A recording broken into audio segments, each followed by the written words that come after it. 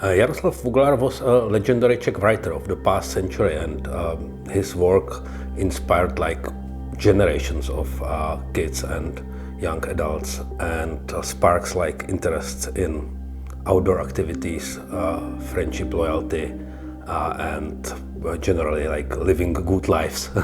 When I was young, I was living like similar type of life. I was going outdoor with my friends since I was like 14 or 15, hiking and camping. I was in charge of a kids group. I was organizing summer camps and similar activities, but I was not actually actively reading Yuglar's book. I knew about them and what they are about. I knew the names of the characters. You can imagine, like, you don't have to be Marvel fan to know who is Spider-Man, because it was that popular here in Czech.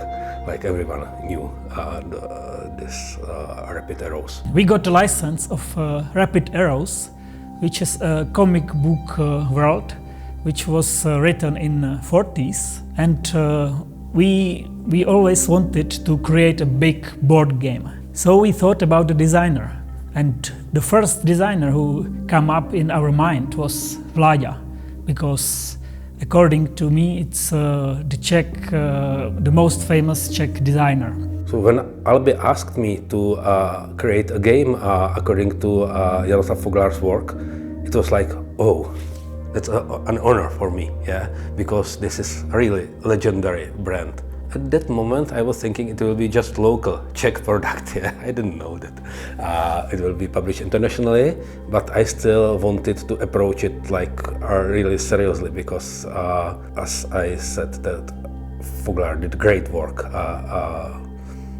with his books, and I didn't want to like spoil this heritage. Rapid Arrows are not just a legendary comic.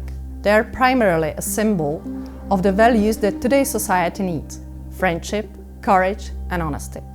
For generations, they have shown that real adventures do not happen online, but amongst friends, in the streets, nature, and in everyday life. This mix of stories built on values and written by Czech writer Jaroslav Yuglar creates a strong narrative that connects not only children, but also people across generations. I have read all the books again. I've probably read them as a kid, I'm not exactly sure, and discovered they are actually really great.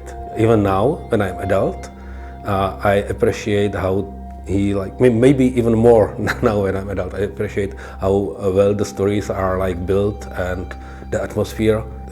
This type of work is not created today. It is kind of harsh, yeah? Imagine a city or city quarter, like where kids, they have their own rules, like their organization, they don't like intruders, they are beating everyone who is not with them, and adults don't care about all this. The game is set in Severton. And what is Severton? Severton means the place where the people are beheaded. So, quite dangerous place, right? And if I say harsh, it's really, for example, in the history of this Vont organization, there was a kid that was killed during the street battles. There's some character even, or more than one character dies during this book, and it's not like what you would call like kids literature today, except maybe for Hunger Games. But this is not real place in Prague, but it is set. It's somewhere in the old town Prague. So I was reading the books again. I was thinking about the game, and when I was reading like the second book of the Severton trilogy, it was like immediate. This book is the perfect material for a game. Yeah, like exactly as it is. Multiple lines of story that unfolds and simultaneously the rapid arrows are discovering various facts in the Severton. There is like lots of drama and twists, and